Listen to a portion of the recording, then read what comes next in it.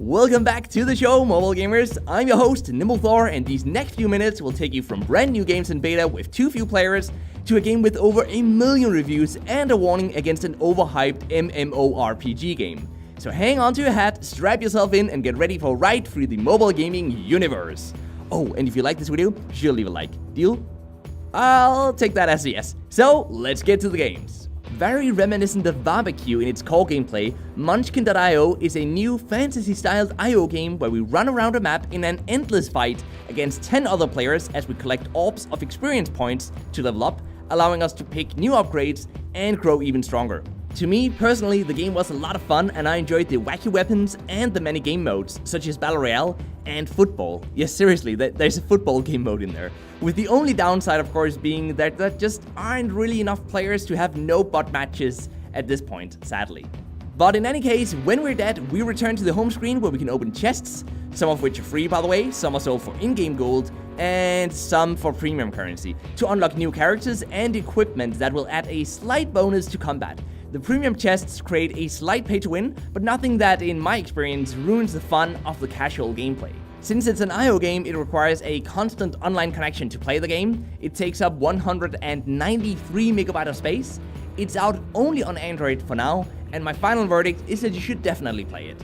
Released in 2014 and with over 1 million reviews in Google Play, Trials Frontier, as I'm sure many of you guys know at this point, is a highly polished, physics-based 2D side-scrolling racing game with 50 hours of story missions and 250 tracks. I revisited this game for the first time since 2014, and I was very pleasantly surprised to see that the game is still being updated with fixes and occasional new content as well.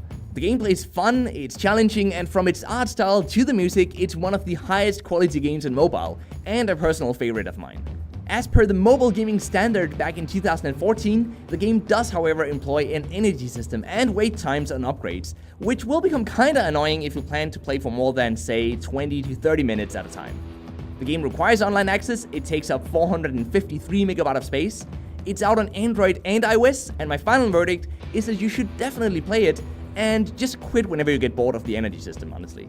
As a tower defense game where we take control of a main character that we then move around the map to carve the path on which the enemies will walk, and a multiplayer game mode where we beat our opponents by defending against endless waves of enemies for longest, Guards TD is a fresh take on the tower defense genre overall.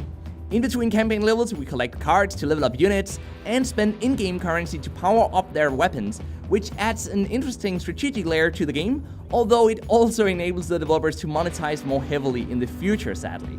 Overall, however, the game is still an interesting take on the tower defense genre that I think some of you guys will definitely enjoy, as long as you don't start spending money on the in-app purchases. The game requires online access, it takes up 214 megabytes of space, it's out only on Android for now with an iOS version coming later this year, and my final verdict is that you should consider playing it.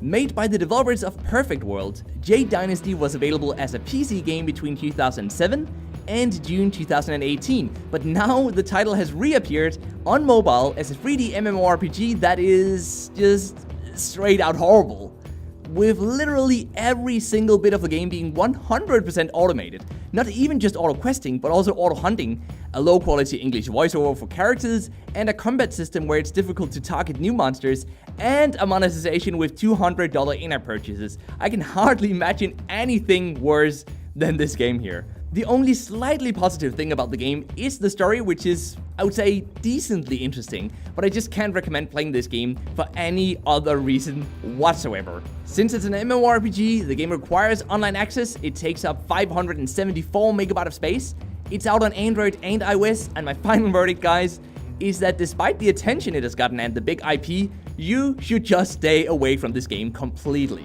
With gameplay that reminded me quite a bit of the super popular Battle Royale, Samba Paradise Mad Brains is a new, casual, top-down shooter with 1 vs 1, 2 vs 2, and Battle Royale game modes, and very quick 1 to 3 minute matches. In addition to defeating our opponents using a weapon and 2 skills that change depending on our characters and weapon, we kill NPC zombies to gain gold used to buy new weapons, skins, and characters.